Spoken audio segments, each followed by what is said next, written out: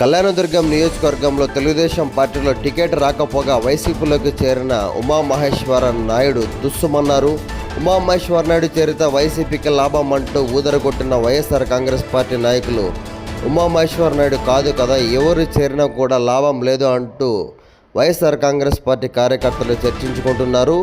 YSR Congress party ఘోర పరాజయం పాలయ్యింది. ఉమామహేశ్వర నాయుడు చేరితే మేము గెలుస్తామంటూ ఊదరగొట్టిన ఆ పార్టీ నేతలు ఉమామహేశ్వర నాయుడు చేరినా కూడా లాభం లేదు అంటూ ఆ పార్టీ డైనమిక్ లీడర్ తుస్సుమన్నాడు అన్న విధంగా డైలమాలో పడ్డారు.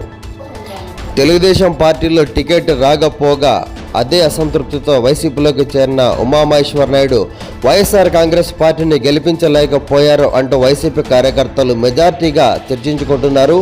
ఉమామహేశ్వర నాయుడు వైఎస్ఆర్ కాంగ్రెస్ పార్టీలో ఉన్నా కూడా లాభం లేదు అంటూ మెజార్టీ నేతలు అభిప్రాయపడ్డారు. ఎన్ని శక్తులు వడ్డినా కూడా టీడీపీ ఎమ్మెల్యే అభ్యర్థి అమ్మిలేని సురేంద్రబాబు గెలుపు ఆపలేకపోయారు డైనమిక్ లీడర్ ఉమామహేశ్వర నాయుడు అంటూ వైసీపీలో చర్చించుకుంటున్నారు.